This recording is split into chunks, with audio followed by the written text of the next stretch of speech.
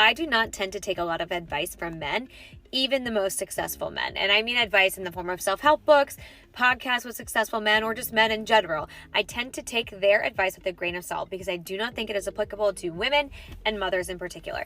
And I was reminded of this listening to The Diary of a CEO with Casey Neistat. I don't know Casey Neistat very well. I know of him, obviously, but I don't follow him. I never did. And so limited knowledge base. But I was listening to his podcast with Stephen Bartlett, and it was really interesting. But I was really hung up on this fact that they talk a lot about how he became a father at a very young age. He was like 15 years old and he had his first kid. And after breaking up with his then girlfriend at the time and the mother of his child at 17 or 18 years old, he moved from wherever they were in Connecticut and he moved to New York. And he talks about how that journey required him to be fearless, to have risk, to be willing to have risk. He persevered, he was patient, but he was willing to kind of do the gritty stuff. He slept on somebody's couch. He lived in a halfway house. Like, he lived in a home with 10 other people, like whatever it might be. Like, he was willing to do the stuff that sucks to find success and whatever success meant to him. But he was willing to grind it out and to be very patient and to really persevere. And he keeps talking about that, how he was just like willing to do it. And the whole time I'm listening thinking, where's your kid? None of these things are possible with a 2-year-old baby. You can't sleep on somebody else's couch with your 2-year-old baby. You can't stay out till 4 a.m. with your 2-year-old baby. You can't live in a halfway house like that with a 2-year-old baby because he claims he bribed his way into it. Like, you don't do that with a 2-year-old. And he's talking about how he doesn't have money for a taxi or anything like that. And the whole time I'm thinking, where's this kid? This kid is probably with his mom.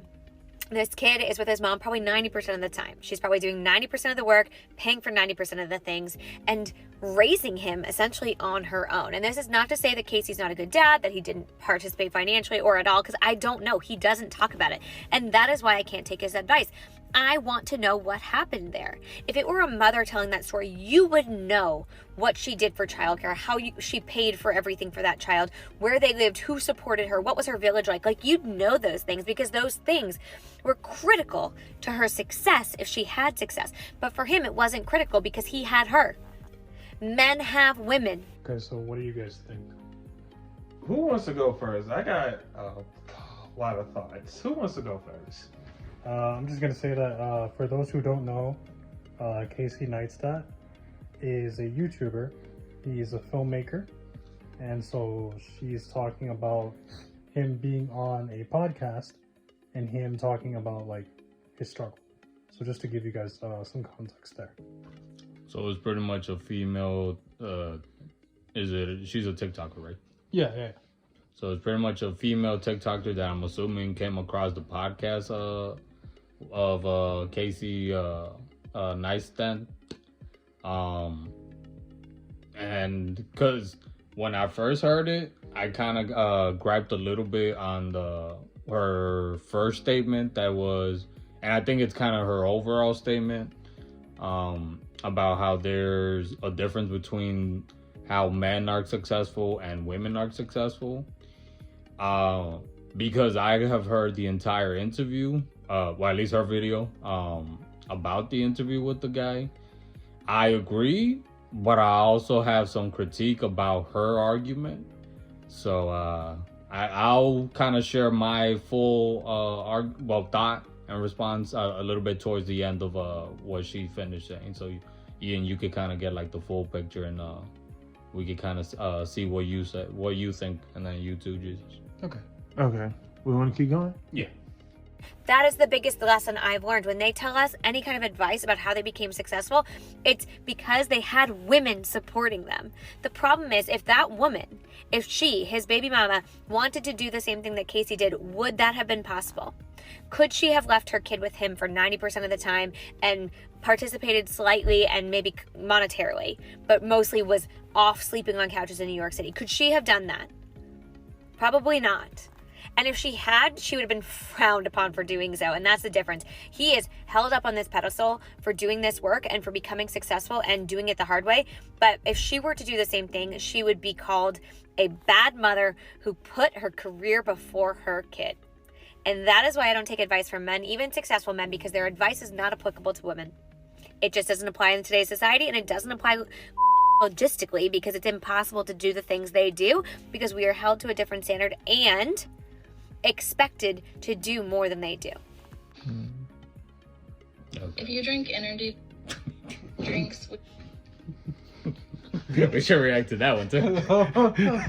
Hey, drink energy drinks, not just drink. Okay, so who wants to start first? I think it's important to, like, personally, right? Mm. I think she's just saying that obviously she doesn't trust, like, successful men, and they tell her Mhm. advice, or when a successful man gives you advice, right? Because they may leave some stuff out, Mm-hmm. you know. And it also applies to this, like, self-made myth that, like, a lot of people like to peddle. Mm. You know, like, oh, I'm self-made, I did this by myself, I did that by myself. But it's like you're discrediting everyone who, like, helped you get to that position Yeah. that you're in, and I think that's the biggest basis for, like, what she's trying to say. Yeah. I agree, but at the same time, I kind of feel she's also trying to paint, which is, like I said, I agree with what she says, but I do have some critique because I agree to a certain point about that. I mean, there is no denying that in society, there are these different expectations when it comes to women, especially women with, a child, Children. and men who have, whether they're single or have children. I think it is true. My one of my examples of that, and I'm glad you brought it up. Self-made, millionaires, billionaires. You have the Kardashians and / Jenner sisters over there trying to claim that they're self-made, but yeah, you added on to the fortune you already kind of had. So to me, you have to start from the bottom, from zero. Not, you're in the millions or a couple thousands more than the ordinary female would.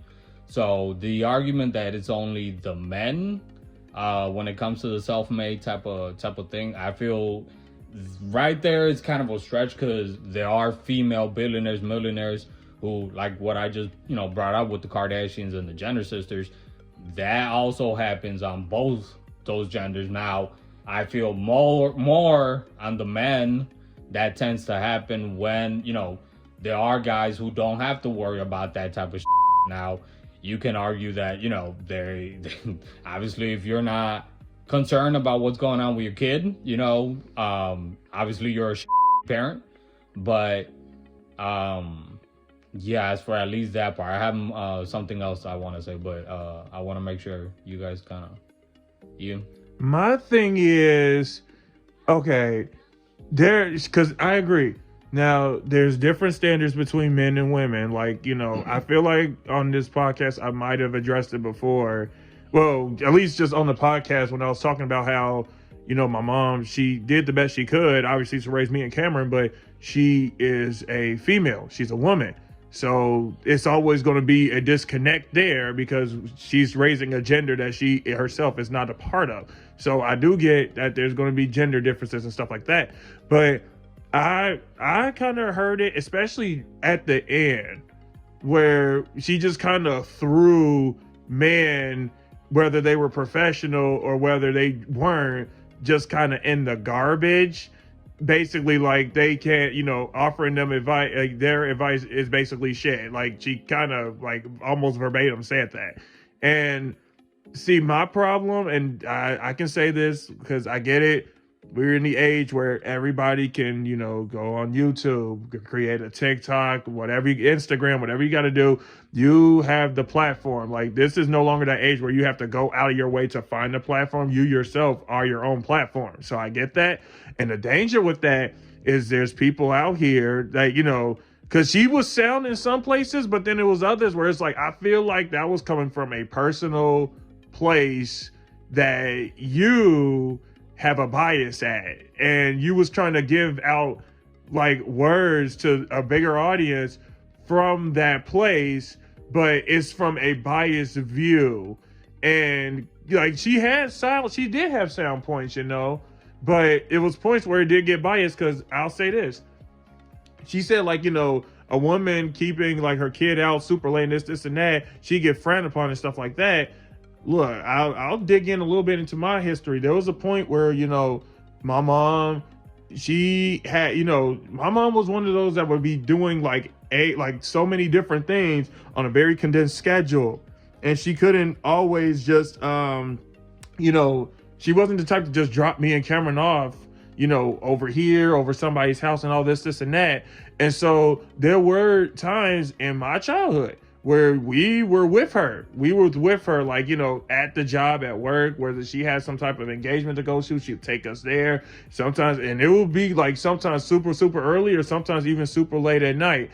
And, you know, while she's saying that, you know, women will get kind of frowned on, at least on the perspective that my mom got, she did not get that. If anything, she, you know, they encouraged her. Because, you know, they knew that she was trying to do the best that she could, you know, the situation that happened between her and my father, you know, that she didn't have no say on that. And so she's trying to make the best out of a situation that kind of got tossed on her, and she had to do what she had to do. What? I think when she says that a woman would be frowned upon for doing that, I think it's more along the line. The context is like, if you have both parents, right? Mm-hmm. And the woman decided to like do the same thing that like Casey did, right? Where she left to go chase her dream, right? And left the kid with their father, right? Then you would have people like calling her like a deadbeat mom or whatever, you know? But here's another thing though too.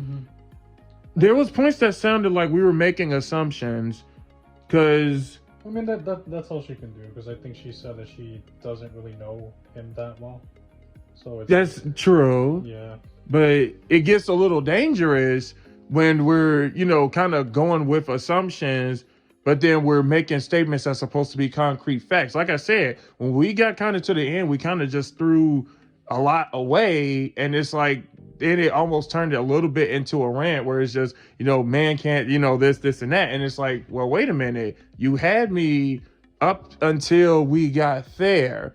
Why did we just throw our arms up and say, I don't care no more? And it's even like, I'm sure Casey does hear it from people. I'm sure he does. Yeah. It's pretty much public knowledge that he has like a kid and whatnot.